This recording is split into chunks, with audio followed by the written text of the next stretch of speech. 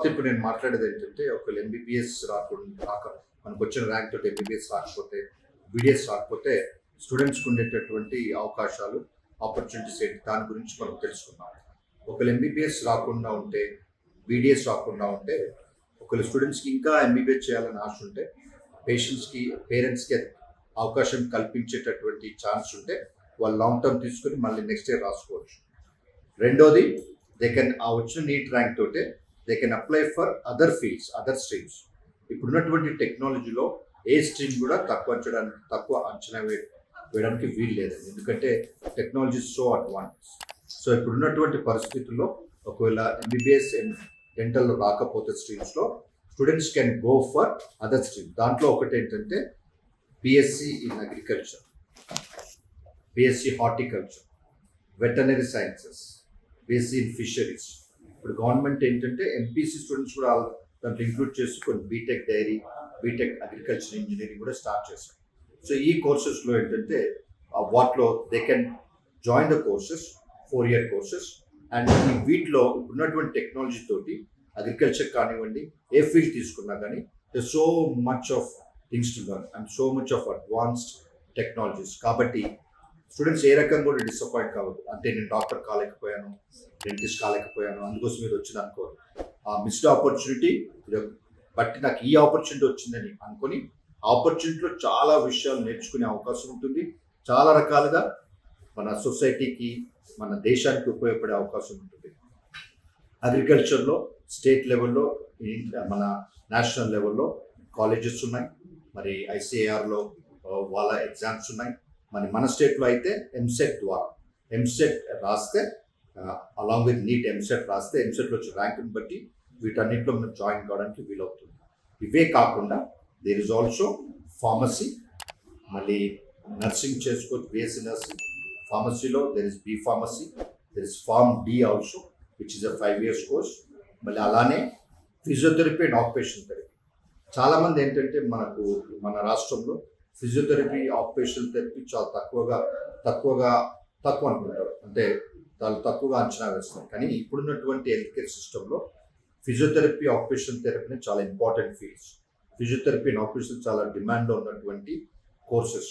వాటిలో ఏంటంటే పేషెంట్స్కి ఏమన్నా బ్రెయిన్ స్ట్రోక్ వచ్చినా కానీ, యాక్సిడెంట్స్ అయినా కానీ వాళ్ళు ఫిజియోథెరపీ ఎలా ఇవ్వాలి, రిహాబిలిటేషన్ ఎలా చేయాలి, ఆక్యుపేషన్ ఎలా చేయాలి, స్పీచ్ థెరపీ ఎలా ఉంటుంది, వీటన్నిటిలో చాలా ఇప్పుడు డెవలప్ అవుతున్నటువంటి ఫీల్డ్స్ ఉన్నాయి.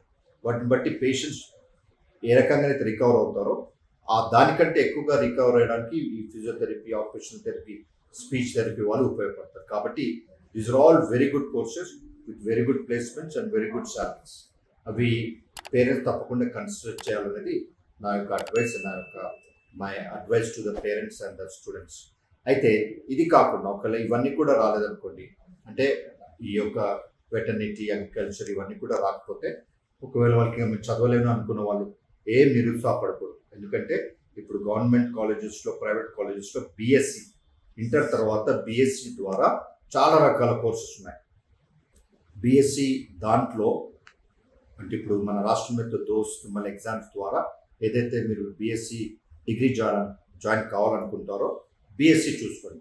ఇప్పుడు ఫర్ ఎగ్జాంపుల్ ఇప్పుడు మన బయోకాన్ కంపెనీ ఉంది కదా, కిరణ్ మజుందార్ గారు ఏదైతే ఇన్సులిన్ ప్రొడ్యూస్ చేస్తున్నారో, she was a zoology student. కానీ ఆమెకున్నటువంటి జ్ఞానాన్ని బట్టి, తలంపుని బట్టి ఇప్పుడు ఆమె ఎంతో తక్కువ రేట్లో ఇన్సులిన్ మందును తయారు చేస్తుంది. She was a BSc zoology student. కాబట్టి ఈ కోర్సెస్ అంటే తక్కువ అంచనా వేయకూడదు. ఇంట్రెస్ట్ని బట్టి ఒకవేళ ఇవన్నీ రాకపోతే బీఎస్సీ డిగ్రీలో బాటనీ, జువాలజీ, మైక్రోబయాలజీ, తర్వాత బయోటెక్నాలజీ, తర్వాత సైకాలజీ, తర్వాత న్యూట్రిషన్, లేకపోతే ల్యాబ్ టెక్నీషియన్ కోర్సెస్ ఉన్నాయి. ల్యాబ్ టెక్నీషియన్ కోర్సెస్ కాకుండా అదర్ టెక్నీషియన్ కోర్సెస్ ఉన్నాయి. ఏదంటే ఆపరేషన్ థియేటర్లో టెక్నీషియన్స్, రేడియోగ్రాఫర్ టెక్నీషియన్స్, ఇలా చాలా కోర్సెస్ మంచి కాలేజెస్లో ఉన్నాయి. అవి కూడా చాలా డిమాండ్లో ఉన్నటువంటి కోర్సెస్. సో ఈ బీఎస్సీ ద్వారా కూడా they can complete the degree చేసుకున్న తర్వాత కూడా వాళ్ళు ఎంబీబీఎస్ చేసుకోవచ్చు. డిగ్రీ చేసుకున్న తర్వాత కూడా వాళ్ళు ఎంఎస్సీ చేసుకొని, పిహెచ్డి చేసుకొని they can become great scientist. మనకంతా చాలామంది ఎగ్జాంపుల్స్ ఉన్నారు మనకి. సో దయచేసి నిరుత్సాహపడకూడదు. ఇది ఎవాల్వింగ్ ఫీల్డ్స్. ఇప్పుడు మన భారత్ బయోటెక్ కూడా అలాంటి వ్యక్తి స్టార్ట్ చేసినటువంటిదే. Is not an MBBS doctor. మరి తర్వాత బీసీ రాయ్ అవార్డు అందుకున్నటువంటి డాక్టర్ చంద్రశేఖర్ గారు ఇంతకుముందు డైరెక్టర్ ఆఫ్ సిసిఎంబి ఉన్నారు. అతను MBBS doctor, but he was interested in microbiology. దాని తర్వాత he became a great scientist and he won the BC Roy award. కాబట్టి ఏ ఫీల్డ్ కూడా తక్కువ అంచనా వేయకండి. బైపీసీలో ఉన్న వాళ్ళు దయచేసి గమనించండి. ఇప్పుడున్నటువంటి పరిస్థితుల్లో చాలా ఆప్షన్స్ ఉన్నాయి, అన్ని ఎక్స్ప్లోర్ చేసుకోవచ్చు. ఇంకా మీరు మీరు young generation, you know everything about social media. Social మీడియాలోకి వెళ్తే lot of information Google about these websites and courses.